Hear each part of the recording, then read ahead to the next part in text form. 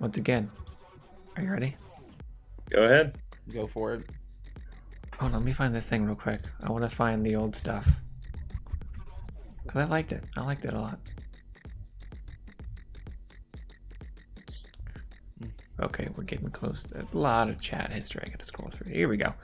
It's right under For that glimmer. Havik's For the Glimmer. Yeah, there you go. I see it now. All right. Apparently, homelessness is a problem in the post-collapse world. Just look at Tanix. Tanix has no house. He kneels before no banner, owes allegiance to no Kell. I'm in physical pain. I really am in physical pain. But that's because you're sick, not because the joke. The joke was wonderful. I mean, it was still funny. Anyways, welcome everyone to Now You Know Destiny, your bi-weekly lorecast. As always, your hosts are me, Vulshok, the Vexbane, LostAngelofHavik, the Glimmer Fiend, and HipNuts, aka the Mr. Was it Fister? Yes. God damn it. Today we'll be discussing the conclusion of the Taken War through our first year of Destiny 2, hopefully. But first, a brief recap from last episode from our hammer-throwing, kneecap-shattering titan, HipNuts. And welcome back, Guardians. Last time we covered Rasputin's reconnection to his network, the destruction of the Blackheart, Eris's freedom from the moon, Crota's death, the coup of the House of Wolves, Skolas' demise, the Taken War, and Oryx's banishment to his throne world.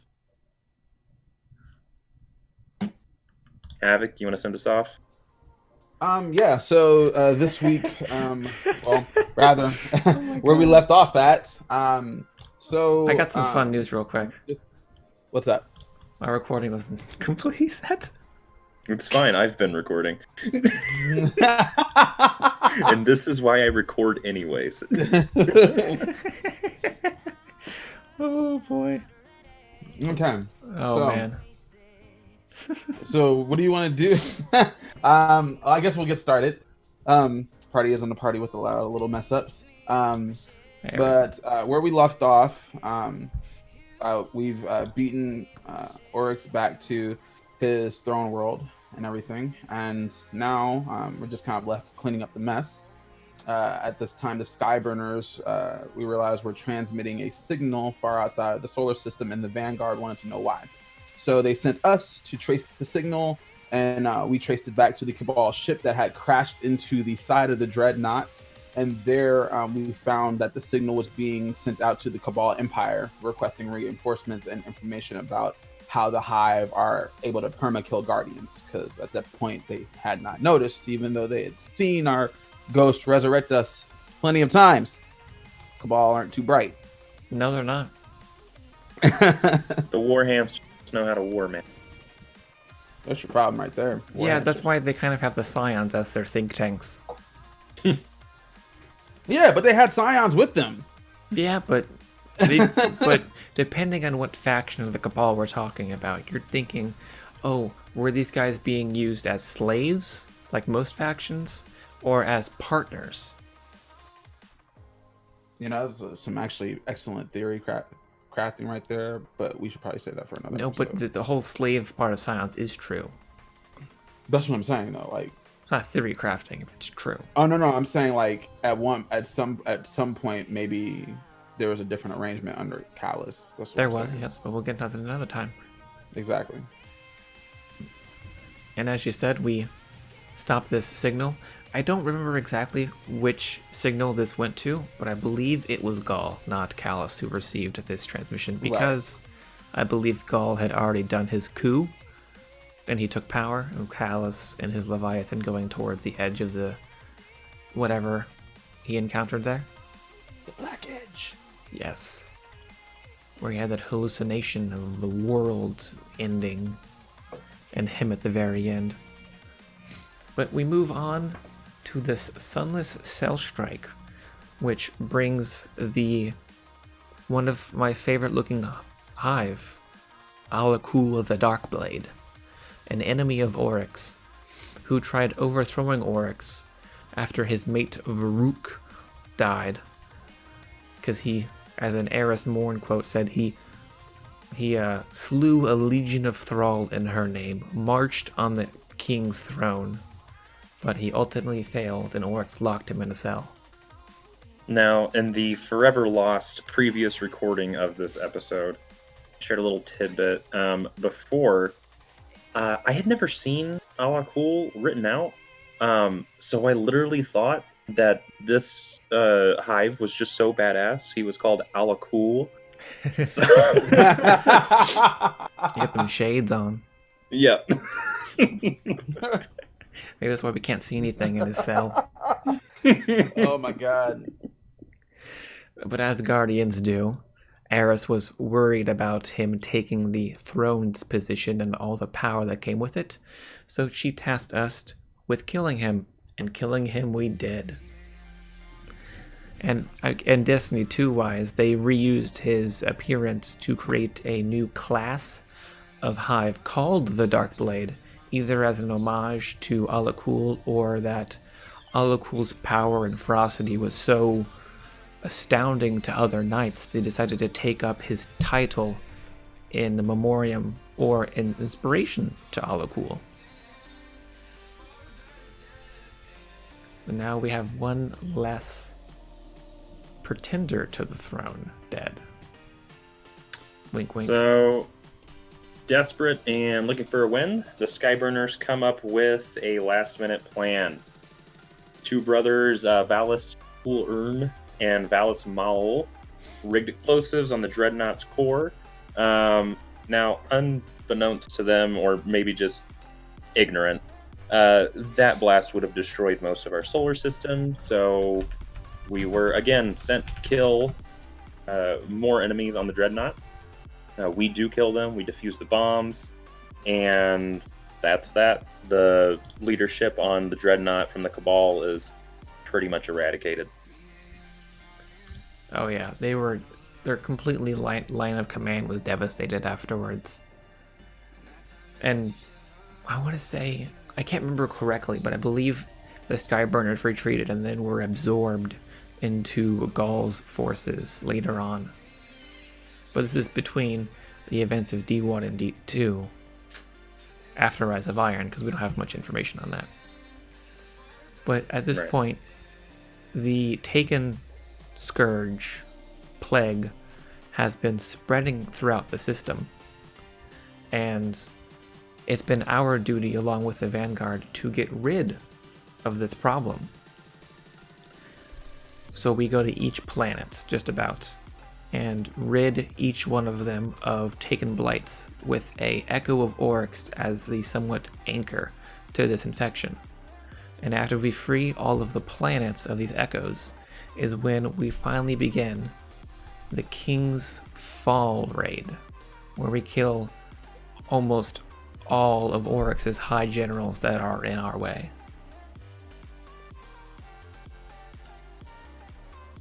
Let's see. I believe those were Gorgoroth the War Priest, Oryx's Death Singer daughters, and then finally the King himself. It is revealed to us later on that the light that's been guiding us throughout this entire process is in fact Toland, who expresses his extreme displeasure at us post Oryx's death for not taking up the mantle of his throne and controlling Taken as he did.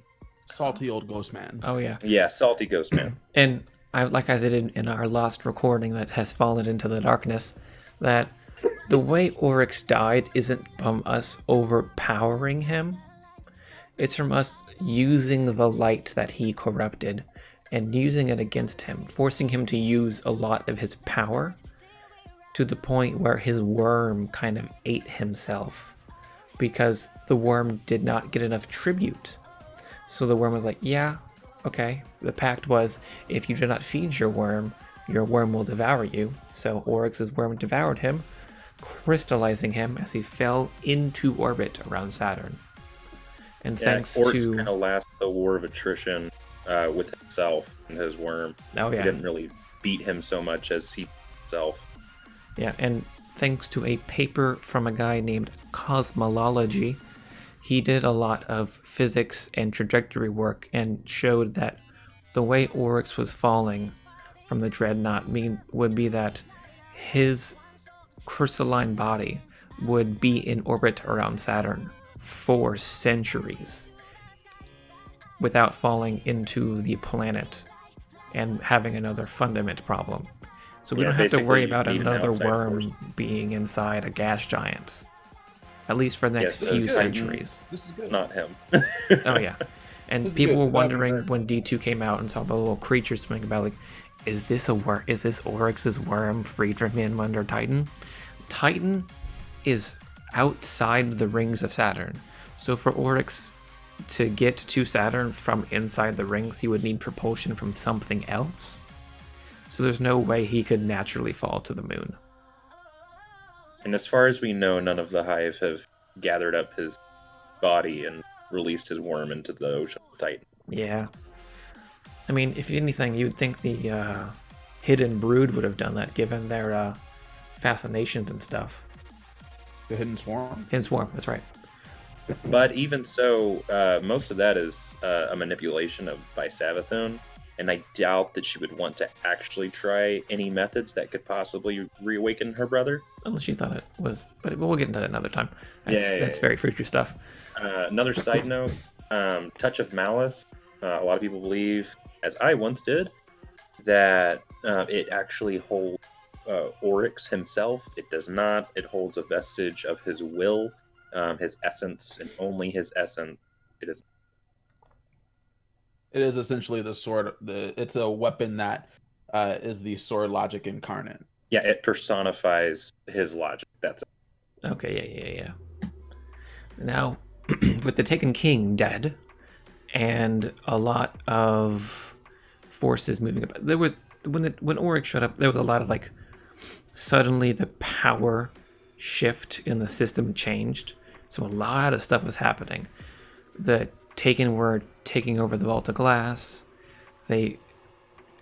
For this event specifically, the Vex and every timeline had this takeover by the Taken as their end point, their unchangeable death for their species.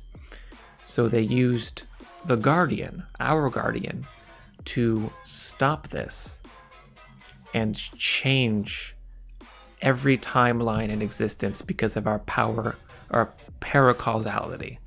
And thanks to us not wanting Taken-controlled Vault of Glass Vex, the Vex were saved, much to our future detriment.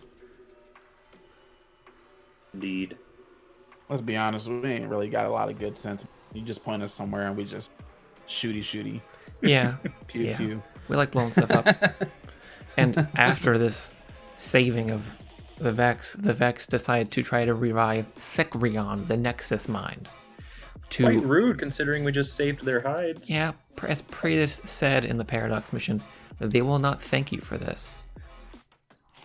When they didn't. See, that would have been it for me. I would be like, oh no, I'm done. Where are you going? I'm done. What you mean?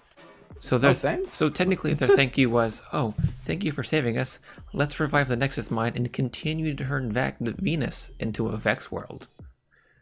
And our Guardian's response was like, nah. And we defeated the Nexus Mind once again. What do you call killing something that has brought back the disrespectful? Totally disrespectful. Not again. So after killing the Nexus Mind again, we travel in to stop Theosion, the restorative mind, because he just kept reviving Sekrion. And after putting Theosion down, the cycle was ended, and we're able to move on to put down the new House of Wolves rebellion on Mars. Oh yeah. The way the Fallen saw it was the Earth was controlled by fallen devil territory. Venus was winter. What was it? Moon was exile. and the wolves wanted to claim a Mars as their territory. But they had a lot of opposition. Cabal, for example, Vex as another instance. But the Fallen are very good at surviving, and were actually getting a foothold until we showed up with intel from Petra and completely destroyed them once again. We destroyed their new Prime Servitor, Orbix Prime, a wolf servitor of legend. And now the house lost even their most brand new. Orbix came back for like 5 minutes. The Fallen were like, yes, we got a new Prime Servitor. And then we walk in, blow it up, and the wolves are like, oh crap. What do we do now? Because they lost their Kel when Skolas killed the Kel. They lost their Kel of Kels. They lost everything. Again. Much like the Devils, much like the Winter, the Exile never really had a system like that. So at this point, all of the Fallen are scattered to the winds because they have no leadership anymore. And they won't become a problem for a few months. 6 to be exact. A year to be exact. And with the Fallen out of the way, a new power shows up in the system in the form of half-taken, half-hive Savathun's son, Malak, the adopted son of Oryx. And in my personal thought case, the better son of Oryx. Yeah. Y'all ain't about to disrespect my homie Crow. You know what I'm saying? I mean, he was demoted from a raid into a mission. Okay. So yeah, Savathun sends Malak to spy on Oryx centuries and centuries ago. But Oryx partly took Malak, ends up using him to command a good regiment of his Taken. So once Oryx passes on, Savathun sort of initiates the plan that she had from the beginning and tries to have Malak take. But of course, armed with the intel that we always have, we are sent after him, and we stop him from taking that throne. Oh yeah, because some remarkable intel. Oh yeah, we do. Varric's is great. Because the reason why we don't want someone to take the throne is because the way the hierarchy works is, since Oryx is at the top of his family, of his brood's pyramid, all of their tiding goes into that empty position, and whatever takes it that follows the sword logic could become immensely powerful just by stepping into the throne position. And that would create rise for another hive of equal power to Oryx, and we do not want that. That's why we stopped Malak, that's why we stopped Alakul, and we will continue to stop anyone who tries to take that throne. But this wraps up the Taken King, and 1 year later, the Rise of Iron, with a prequel quest storyline that has been dubbed the Transmission Crisis. It will be a bit of a skim for this part because it's just background knowledge telling you what the Ziva can do and what the Devils decided to do with it. One day, field reports claimed that Guardians were surrounded by some of these weird tech mites. They were very colorful, pink, green, blue, orange, yellow, all that kind of thing. And for the Guardians at least, they were giving them buffs. Very small buffs, but buffs nonetheless. So the Guardians kept doing what they're doing, not thinking it was anything wrong. But the Tower and the Vanguard, fearing the worst, put a quarantine over all Guardians from walking into the city and interacting with civilians, in case these tech mites would affect people and not Guardians, because our biologies are different. We can survive a lot more. A Titan, for example, could hold 20 tons of armor? That's how much a Titan armor weighs. Okay,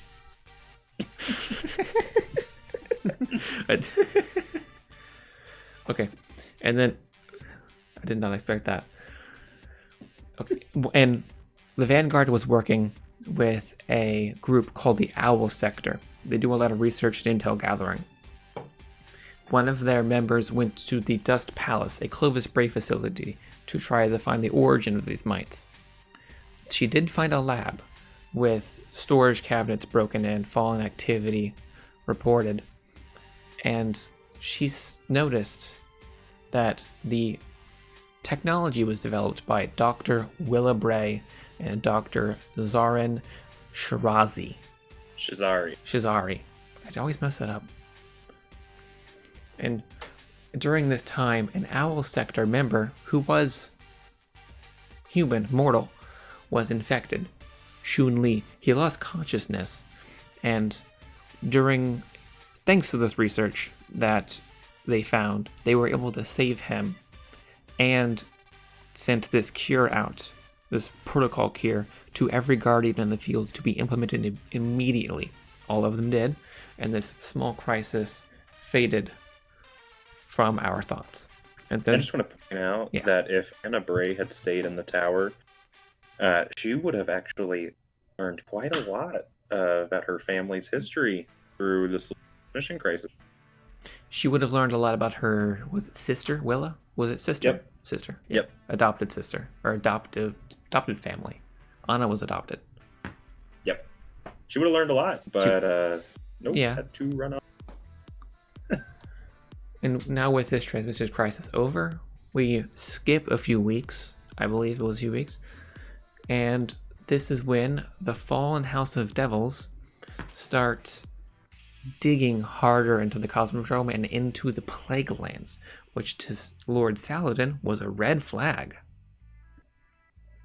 Yeah, he had sort of dealt with this before. And PTSD. He kind of lost his entire legion, I would call it. All of his friends, his family. So, it was dark. It was a good reason. As every expansion begins, we are sent after another signal, and we get to investigate their activity in this area. Well, it wasn't necessarily a signal. Lord Saladin told the Guardian to go to Felwinter's Peak to stop the Fallen there. The Ghost was confused of why we were going to a mountain when the Plague Lands were being attacked. You know, they're not very far from each other. You could literally see the Plague Lands from the mountain. Right. Mountains are kind of tall. You can still see the Plague Lands in Destiny 2. What was it called? What's it called? Vostok Observatory? You can still see the Plague Lands from there, because that's on Felwinter's Peak. I like to.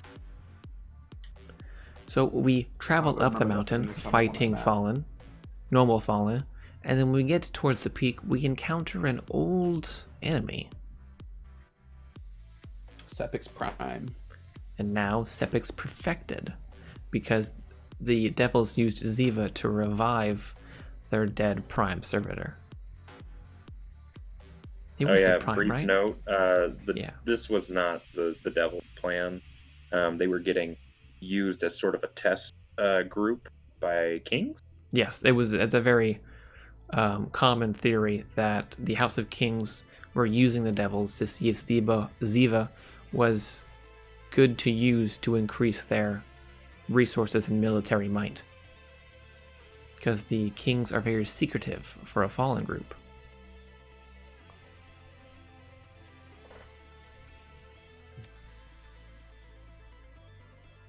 So, moving on. Sorry, I got lost in the notes there. We're fighting Sepix, and we take him down, and he regenerates, which sends a lot of red flags, mainly to Saladin. Right, because Fallen don't regenerate. So Saladin, we meet him at Felwinter's Peak, and he gives us more information about the situation in the Plague Lands, and we venture out to do the research for ourselves, and that's when we start finding these Siva modified fallen. We don't really know what Siva is at the time. Yeah, because Saladin was still being very, very protective about the information. Because in his mind, Ziva is still very, very dangerous, and he doesn't want anyone to know about it in fear of it being abused again. Correct. Which, not wrong, but at the same time, like, you called us here. Know. You could have let me know. Yeah, you called us to this mountain instead of investigating the plague lands first, and now you're not telling us a single thing? Come on, man. Basically. But we eventually learn, because as we're starting to encounter these devil splicers, as they named themselves, a sub-faction of the devils who branched off.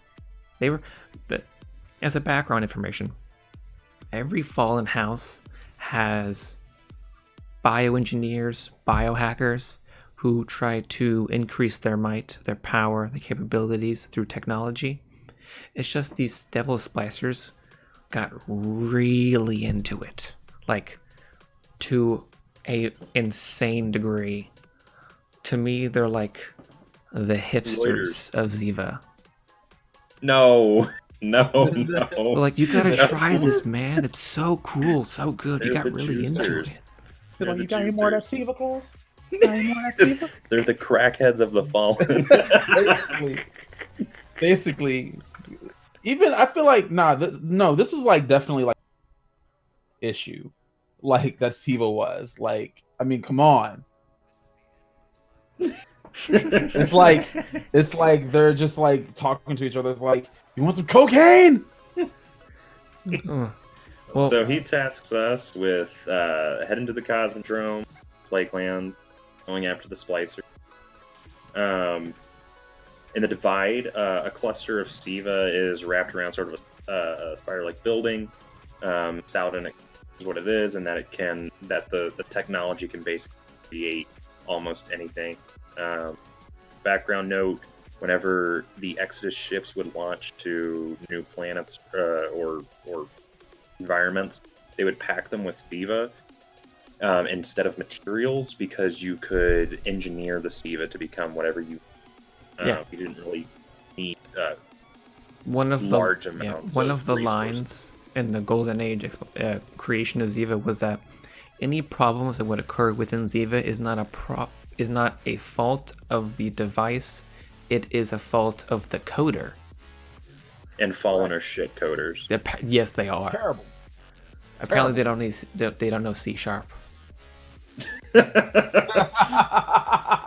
Okay, that's only going to be funny to like nerds, but come on, all of us laughed. But yeah, anyone here, yeah. So, oh my God, as we're investigating the Ziva, we go into the Plague Lands and discover that the Splicers have brought back old Golden Age cannons. So we were tasked to help the Vanguard take down these cannons so they can get a foothold into the Plague Lands. And as Hip, you said it in our long lost recording of The Darkness, that this is your favorite mission. Yeah, no, I thought it was really cinematic. The cannons going off, you get to see a lot of fireworks. And then just sending us from one to the next. The explosions, and it was just really theatrical. It was fun. Oh, yeah, it was good. It was a good one. And after we get this foothold into the Plague Lands, is when we really start fighting back against the Splicers. We have some small skirmishes with them, and Angel, you want to cover the process of which we got I would say, what's the word I'm looking for here? It's not similar. No. God, it's being my thumb. It's like the anti-code in a way. Oh, yeah. I mean, I'd be happy to cover that. So while we're having our skirmishes with the Splicers, Tyra Karn actually researching information on Siva and came across some strange readings from Mars. There was a Clovis Bray facility that Siva had been studied at, and during the transmission crisis, a prototype Siva was never recovered. the Devils were the ones that took this prototype Siva. So we traveled to the Dust Palace in Meridian Bay on Mars. And while there, we were attacked by Cabal in the Siva lab, but, regarding. So, I'm saying, yeeted all the war hamsters, and then we copied the records in the lab and brought them back to Tyra and Shiro 4 so we could begin to study it and find a weakness in the Siva that the splicers were using. Hashtag Shiro for Vanguard. Hashtag Hunter Gang. And they were able to create a self-destruct sequence on the replication chamber inside the Plague Lands where the Devils were creating more Ziva. So at least we could stop more Ziva being created, and then we can deal with the existing Ziva afterwards. So we venture into deep Splicer territory, past the Archon Forge, and into the replication chamber. And this is where the mission becomes creepy and cool. And I know this one is like your favorite, Vul, so you can have this one. Because you walk in and you see 3 huge figures hanging from the ceiling, lifeless. You enter in the self-destruct sequence code. And before you can set it off, the 3 bodies fly up to the ceiling, fall down, and start attacking you. Ziva took control of the dead bodies of Lord Felwinter, Lady Yolder, and Lady Galleon, and we're using it to try to kill us. It's awesome. This is the darkness, the dark side of the game a lot of people wanted to see. What's worse than seeing former heroes of legend twisted and contorted by an evil plague? Yeah. Side note, I really would love to see more of that just in general. Like, the rest of that was dope. Oh, yeah. Corruption, just in general. Yeah. Like, not like just any corruption, proper corruption. Like, not always them falling to the darkness, so that's something controlling them. Them moving it, like in the Diablo 3 thing where you see the dude's body move in a weird way. I want to see a Guardian do that. Because of Lavathune or something, like a literal puppeteer. Yeah. Anyways, we defeat these remnants of the Iron Lords, blow up the replication chamber, and the threat of Ziva is severely lowered now that they cannot create anymore. And as a thank you, Lord Saladin begins a new generation of Iron Lords with our Guardian as the first. And he gives us my favorite weapon. The young Before he gets Wolf's Alzheimer's Howl. and Destiny. Well, yeah. But even in the first mission, Lord Shaxx is like, Saladin's young wolf, come here. yeah. No, that was cool. With our sword in his back. Yeah, he stole our freaking sword. No, that's not because Shaxx doesn't have. Shaxx is using Raise Lighter. Yes. Yeah, no. Canonically, we got Raise Lighter. Still stole our. He still stole that sword. He still stole it from us. But anyways, with no more Ziva being created, our next step was taking out their command one by one. God damn it! Stop that. First on the list, Splicer High Priest Kovik. He was experimenting on the Hive, and this was the weird strike, but cool strike, of us fighting not only a priest, but an eyeless ogre. Because he mounted the eye of an ogre into a cannon. And turned it into the first trace rifle. Which, I think, in my opinion, was a cool idea. Just super annoying.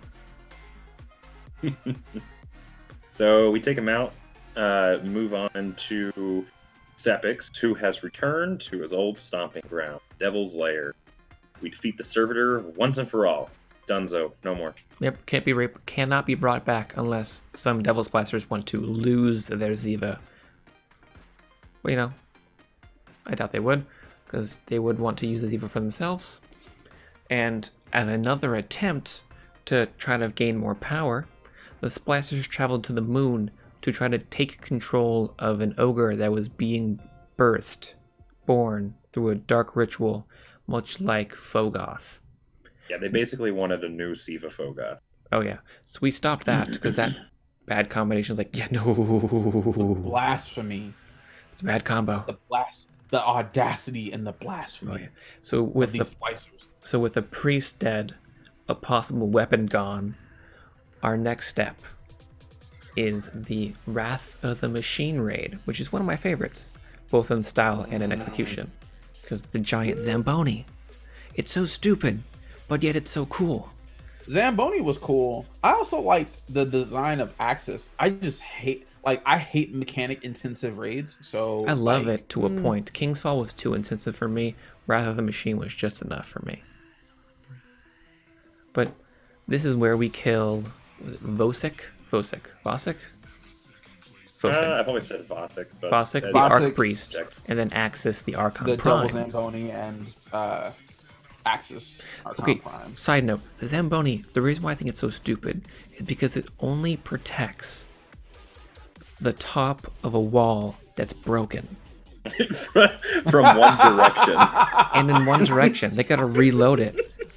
Okay, well, no one ever accused the devils of being intelligent, so... That is true. The ability to we speak talk about, does not make you smart. I mean, these guys are shooting up nanobots, and they're like, yeah, we can do this! And, like, they're forgetting their hashes and code, so... Yeah. Well, but after this, with the Wrath of the Machine over, we have completely decimated the Splicers' chain of command. They have scattered to the winds, many of them to the Tangled Shore, as we see in the Cade comic. And the Ziva Crisis 2.0 is done with. Yeah. And once again, we have to deal with Vex afterwards. The Nexus Mine returns once again, but this time taken. Called Sekrion, the Subverted Mind. And this time, instead of using our traditional weapons, we use the Aegis shields to defeat the Hydra. Even though I believe you can still kill it with traditional weapons. I feel like the first time I did that strike, it was the first time I got that variant of that strike. And when my screen started going to black, I was like, what's happening? Oh yeah, like, what's happening? What is this? Where am I? Who are you? I think that rounds out Destiny 1. Yep. We have covered Destiny 1, and after the end of Rise of Iron, 6 months pass with no conflict. And then the Red War. Oh, what a time. And I like to point this out. At this point in time, our Guardian has been alive for 3 years. So in 3 years' time, we stopped the revival of Crota. We destroyed the coup of the wolves. We killed the Taken King at age 1. We defeated most of his family. As the campaign of disrespect. We destroyed every fallen house in the system. And we basically made Earth generally safe in like 3 years' time. Which says something really, really weird about every other Guardian. It's to show how powerful our Guardian is. Because game. Yes. Because video games. But let's move past that. And let's show what happens when our Guardian is away from the city for like 12 hours. So whenever we cover Destiny 2 and the first 2 expansions, it may seem like we're just skimming, but there's really just not a lot there. So yeah, we're not really leaving a lot out. It's just there's not much to cover. Yeah, it's basically we were sent to check on a crash site at Mount Esja. Mount Essa. The debris came from the Wreath, and as we flying back to the tower from this mission, there's radio silence, and our ghost is trying to connect, but there's no answer. Yes. And we're like, okay, let's put some weight behind the gas. When we get back to the city, it's like down. Right. One of the members of the 9 assisted the Red Legion by using their powers to inhibit the satellite and communication towers of the Vanguard, allowing the Red Legion to basically ambush us and destroy our satellites. Yeah, I think we've mentioned it before, but the Nine's whole goal was to figure out how they can transmute themselves into the living world and disconnect their fate from ours, and one of their members thought that it would be a good idea to see what happens whenever you try to steal the light, so that was why they purposely let Gaul through our defense. Just the one. The other 8-9 punished that single 9 for doing that, because from the 9's point of view, if all life is extinguished that was born in the solar system, they will cease to exist. Yeah. But we'll get into the 9 at a later time. Mm-hmm. The Red Legion attack, completely catching us off guard, and the Vanguard is scrambled, fighting everywhere in the city, and they have a giant machine wrapping around the Traveler by the time our Guardian arrives. Right. And we get there, and, obviously, again, because we're Guardians, we're, holding our own pretty well. Our Guardian, kind of makes a beeline through the tower, kind of causing wanton havoc against the Cabal that land. We meet Zavala in the courtyard, who once we clear the courtyard out, he says he's got it and sends us off to find Ikora. We go find Ikora, who jumps off this balcony and Nova bombs a Cabal warship and flies. Yeah, it's a Thresher, and then flies off with it. And then we make our way through what's left of the tower, and we need Amanda Holiday to fly up to Gaul's flagship to disable his shields, because if we take down the commander's flagship, the chain of leadership will be stunned for a moment, which will allow us to counterattack. And unlike the other expansions, we get to the end of that, we feel like we are about to deal that final blow, and then comms cut out. We race to the top deck, and just in time to see the Traveler cut off, our light disappear, and Gaul drop us into the city. This is one of my favorite character intros into the series, because Gaul, welcome to a world without light. I really ghost falls to the floor. I had hopes that Gaul wouldn't be defeated in the original camp, and that he would actually be someone that we would have to fight for a reoccurring villain. Entirety of the first year, and that the Red War would be the first year of content. Oh, that'd be interesting. That actually would have been tight. I mean, I definitely fully expected it to culminate in a raid, because everything that we got prior to that. In Destiny 1, it was the final enemy was in a raid. Right. I get that. Yeah. I get that.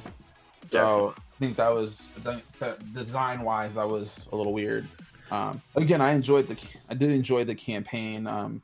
But yeah. And the console, I had hopes that the console would be kind of like the strike giver, that he would be sending people against us throughout the year. Yeah. Oh, interesting. But I want to go back to Gaul's entrance. I still love it, because our light fades, we're weakened, and he's like, "You're not brave. You've merely forgotten the fear of death. Allow me to reacquaint you," and he smacks us halfway across the top of the ship. I loved Gaul's intro dialogue. I loved every scene. Whoever the voice actor was delivered it beautifully. He's such a big boy. And then our Guardian fell, I want to say at least 100 stories to the ground. I mean, yeah, we were flying above the city. Yeah. Pretty somehow high. Survived without light. Right. Struggled and found our ghost. All they could do was heal ourselves and shield us. They could not revive anymore. And we walked out of the city, defeated, wandering.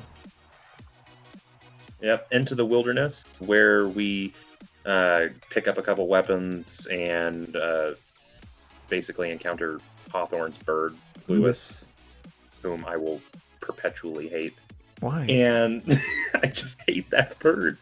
Then why is it named Lewis?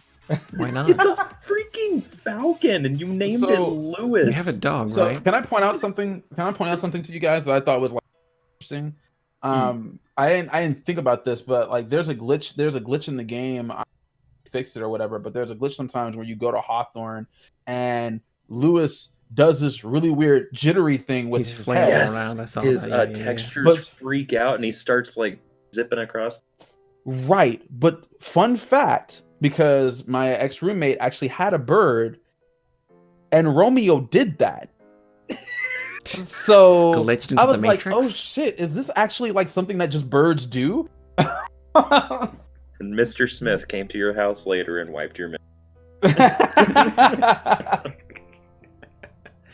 Shout out to my homie Scott, who's totally not watching. So we followed Lewis through Twilight Gap, across the mountains, and we ran into Hawthorne, who brings us to the farm, as she turned it into a refuge for civilians from the city. On the way there, we take a fall, and we get a vision. Yeah. A vision that didn't really show us the EDZ, but the ghost is like, let's go to the shard in the EDZ. Yeah, basically, the vision shows us a retelling of the collapse, plus like a few enemies that we'll meet in the near future, and the ghost is like, yes, this means shard. And but we listen to our ghost, because it's what a guardian does, and we get our powers back. Like, yippee! Ghost, how did you know that? Yeah.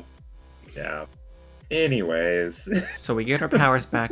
We completely destroy the Fallen in the forest, who just cannot seem to get any sort of break whatsoever in this game. Oh yeah, because at this point they're now the House of Dusk. Except for all the ex machinas we keep getting. Oh yeah, Getting that homelessness is a real problem for the Fallen. We call that pro-tag armor. Protagonist armor, yep. Mm-hmm. So now with a guardian who has their light back, we spend a few weeks helping Hawthorne build up the farm and getting resources for the people living there. And at one point, she wants to set up a communication signal to better increase their network. And when we set up this network, we intercept the looping Vanguard transmission from Commander Zavala telling us to go to Titan and rally there so we can prepare for a counterattack to retake the city. What he did not know by forming this rally on Titan was that the Hive had completely infested Titan. Yeah, so we, despite Hawthorne's warnings about people possibly dying if we leave, we figure that it's in our best interest to regroup, so we head to Titan. Never mind the people that might be died, we're moving on. So we do that, we get to Titan, and the remaining Guardians there are being heavily attacked by the Hive. And once we inform Zavala and Sloan that we have our light, they use us as their tool to take back the station and bring it up to operational capabilities so we can get a base together. Once we've helped them get all that set up, they Zavala and us we all learn together about this super weapon that the Cabal have called the Almighty, which is essentially a star destroyer. We intercepted a Red Legion signal, and we had to use an old Golden Age CPU in Titan to decode the signal. And this signal, which was actually sent by a Guardian during the first Red Legion attack on the city, they sent it and they died immediately afterwards. This signal gave us the plans of the Almighty and showed us that this weapon detonates stars. So we regroup with Zavala. We realize that this is a thing we need to stop, and he asks for his fire team back. A couple MacGuffins later, we end up finding Cade on Nessus who has been experimenting with a Vex teleporter. And is trapped in a teleportation loop around Nessus. Yeah. So we rescue him. He keeps that. And we also find Ikora on Io. Basically, one of the stops that the Traveler made on its way to Earth. I would like to point out real quick that Nessus is an actual centaur moving around the outer orbit of the solar system, along with a Plutoid named Eris. Fun fact. So a little bit of Bungie NASA trivia. Yes. Moon's haunted. Hashtag. So we convince Ikora and Cade to come back to Zavala. And we start preparing for our final attack against to retake the city. I would like to point out that the story along with Ikora is that she had been fighting the Legion by herself with no light for weeks. And successfully at that. She was holding ground. Yeah, when we arrive, with the help of Asher and Ikora, we learn more of the Red Legion's plan. They were researching the light to learn how to take it for themselves and have a legion of immortal cabal. And we also learned that Zavala's plan to destroy the Almighty would fail because if you destroy the Almighty, it has a fail-safe system which will pre-detonate the sun. Mm-hmm. And that is not good because we live here. So headbutting the Almighty was not enough. Yes, Hip, you should know about that. You're a Titan. Listen, sometimes more is needed than the Mr. Fister. So with the fire team of the Vanguard back together, the plan is for our Guardian to go to the Almighty to disable it so it won't blow up as the Vanguard gets a attack ready on the city. When the Almighty is disabled, we sing the signal for the Vanguard to begin the attack on the city. And we start flying back immediately to aid them in this battle. Yeah, so in this transit period, Speak falls down and dies. What? Yeah. There's a little cutscene with Gull talking to the speaker. Oh yeah, we haven't covered, but the Gaul had captured the speaker and had been interrogating him on the Traveler and the Light ever since they took the city. And they did not keep him in what I would say proper care. I would like to just point out also that those lines of dialogue had me feeling some type of way about the speaker, because up until that point, I thought this dude was a total bureaucrat. I'd forgotten that this was actually still a Guardian. No, the speaker was never confirmed to be a Guardian. Hard. We don't know that he's a Guardian. Yeah. Doesn't he have a ghost? No. No. It was never... no one knows if he ever had a ghost. All we know, he was very friendly with the ghosts. He often gave them names as well, and drove them to either become the Vanguard Ghost Communication Network, or to find their Guardian. Yeah. But never Guardian. My bad. During these interrogations, the consul, the mentor of Gaul, who used Gaul as a vehicle for revenge against Callus, got mad that Gaul was having an obsession with taking the light in a proper way. And he wanted to be proven to the Traveler instead of taking it. And the speaker got into his head. Yeah, he wanted to be chosen. Yeah. The speaker got into his head a little bit. So the council killed the speaker and then basically told Gaul that you need to take the light. You will be Dominus. You will be Emperor. And you will have my revenge. And Gaul tells him no. No, he doesn't tell him no. He says that he wants to take, or he wants to be chosen, basically. And but he also says that the consul. He also tells the consul that I will have your revenge, and then kills the consul. Right. Which leads the Gaul to take the light. Which goes in opposition of what he said about 5 seconds. later or previous. I think it more as the conversations of the speaker not working on him anymore. Like for a moment he goes back to the Cabal mindset. Like yeah, yes. No, it's just weird. It is weird. It is weird. I just felt like when Gaul choked the console, it just is like, you too close. Yeah. You too close, man. Gaul killed the console killed the speaker, and then Gaul goes to the top of his flagship to start taking the light, which many people, as a side note, thought was a weird change in personality, but let's not cover that. Yeah. So our Guardian gets back to the city, and we start helping them fight back. Fight up through the flagship, and we make it to Gaul. Yep, and which leads to me into I kind of like the fight system of this. He uses a device strapped to his back to harness the light to fight back against us with slight derivatives of the subclasses. Which I gotta say, out of all of them, his Arc 1, complete trash. And then it's literally Middle Tree Arc Melee. You know what they say, imitation is the greatest form of flash. Middle Tree Arc Melee as a super. Yeah. Basically. Yeah. So we defeat Gaul, and light starts rising from his body, and a giant winged Gaul made out of like light smoke water stuff is like, "Do you see me now, traveler?" And the traveler's like, "Yeah, I see you. Let me break out of this cage real quick and take you back." Yeah, so the screen sort of explodes in a flash of white.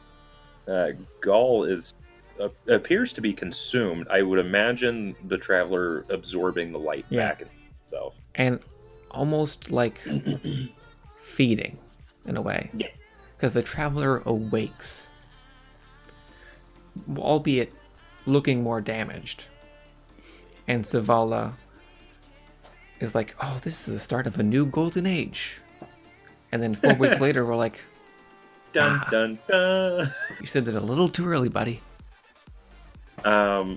So the Destiny 2 Red War campaign is covered. Curse of Osiris is literally gonna be we get kicked off with Osiris, who has previously been exiled from the city, watching a simulation of the Vault of Glass. He stops, pauses the simulation. The Vex and the Guardians stand still, and Osiris begins to study some of the count. But the Vex seemingly don't hold to his command, and they begin to move again. They break the time stop, start firing on Osiris as he opens a portal, tosses his ghost through to save Sagira. She is shot and wounded as she goes through the portal, and is left in the stanza, where one of Ikora's hidden find her and bring her to Ikora, which she brings to our attention and says, "You need to kind of investigate for this. Go to Mercury and see what's up." So we Even though I have an entire network of hidden to do it for me. So we head to the EDZ with Sagira's shell. Sagira takes over our ghost shell. Well, before this, we need to explain that we went to Mercury. We started talking with the cult of Osiris, also known as the followers of Osiris. And once Brother Vance knows that we have Osiris's ghost, Sagira, he tells us that there is a temple in the EDZ where you can revive her using weird hive or Vex tech. And we travel to the MacGuffin house, and Deus Ex. Sagira takes over our ghost shell, and for an entire expansion, we do not get to hear Nolan North at our side for until the last mission. Yeah, until the last, which I'm fine with. I kind of liked Sagira. As a side note, the voice actor for Sagira, Cade, and Ikora were all in Firefly together. That's another fun fact. The Sagira played Nathan Fillion's love interest. Huh. I don't remember her name. So we head back to Mercury, open up the Infinite Force gate, step through, and we find reflections of Osiris. Basically remnants of his time in other timeline simulations. They send word to Osiris that Sagira is back and that his plan is at risk, which we still have no knowledge of. The reflections bring the Guardian to the simulant past, show us the Vex's arrival to Mercury whenever it was still a garden world.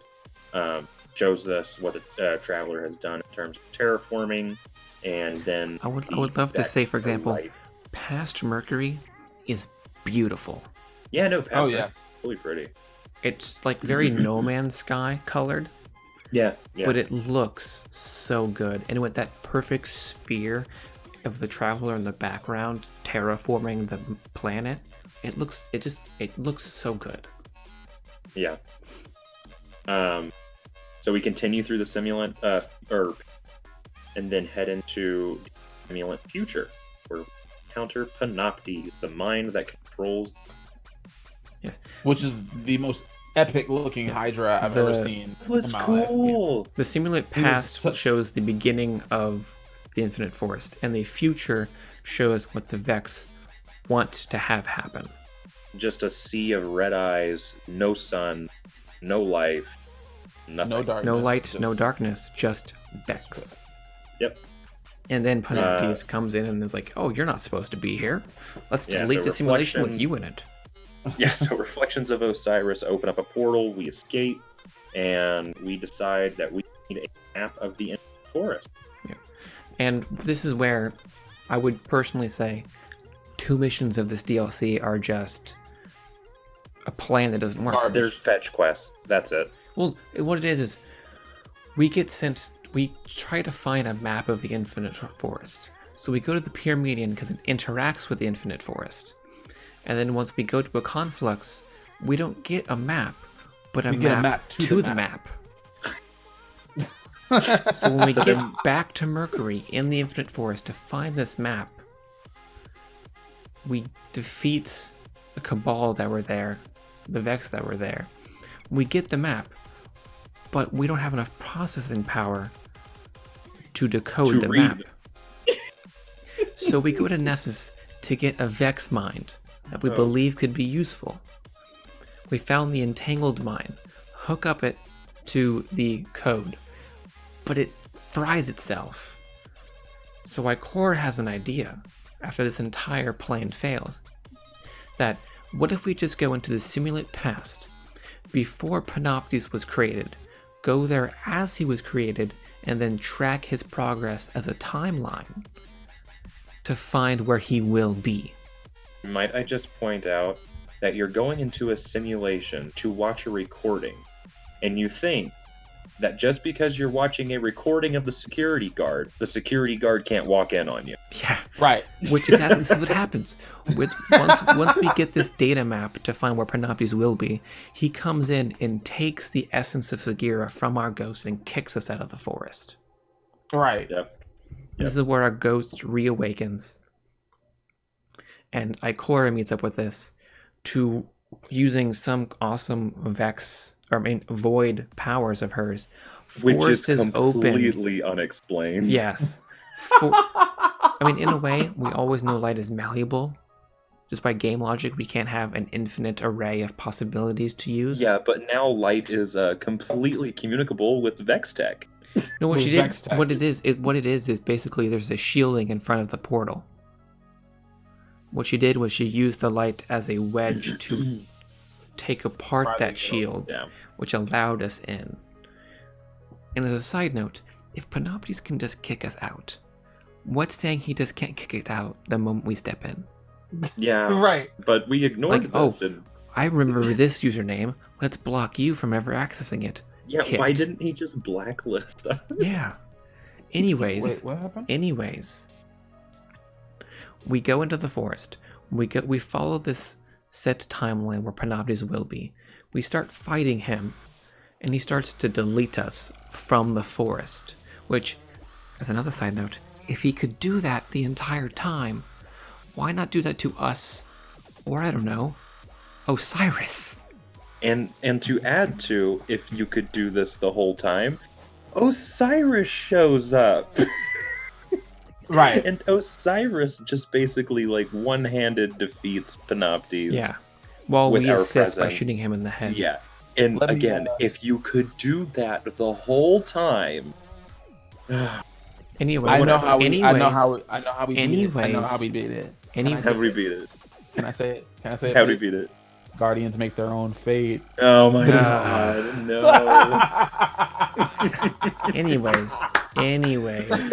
anyways, we defeat Panoptes. We walk out of the gate, which, as another side note to these side notes, there is time dilation in the forest. You could be there for an hour, an example, and a second passes in the real world. So from Ikor's point of view, we left for maybe a minute tops. Yep. And then came back with the forest saved Panoptes. Yeah, so Segura saved Osiris Panoptes comes defeated. out. Yeah, Osiris And they have returned. like a bonding moment. That's kind of... Ikor's like, hey, you should come back. And then Osiris says, nah, I'm going to stay in the forest, keep predicting stuff. Have fun. Yeah. If you need me, call me. Oh, that is where we will round it off for tonight. Yeah. Curse of Osiris done. We'll start up with Warmind next time. And before we leave real quick, I would like to point out that the forest, while it has time dilation, does not mean the amount of dilation it has cannot be changed, which would allow, for example, during strikes, for people outside the forest to talk to us in real time. Wait, what? Okay, if time dilation in the forest is like a dial from minimum to maximum, Right. Osiris could turn it to 1-to-1 ratio from outside to inside, which would allow Ikora and Zavala to talk to us in real time instead of having an overlapping Since he time now frame. owns Forest. Right. That makes sense. Because they could send a communication to us inside from outside to inside. We would receive it like a day later than they sent it because of time dilation. Anyways, Yeah. little physics there. Anyways, thanks for joining us, Guardians. Do we have the socials? Yeah, all the See socials us are up. here at Twitch, obviously.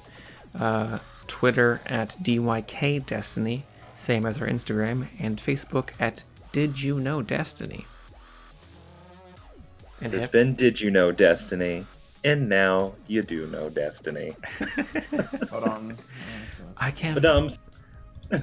See, you get at me for my jokes, but I'm And the then I do one shit like who that. started that tagline, which I will never repeat again because I don't like it anymore. And now you know Destiny. But yeah, thanks for joining us, Guardians. We'll see you next time. I will be hanging around for a bit to ask any questions someone has. Or answer. Yes, answer any questions has for a little bit as I play Destiny 2. Deuces, homies. So I'm is out. it's facebook.com/Did You Know Destiny, right? Correct, Amundo. Yes. I'm just dropping the links for everybody. All right, sweet.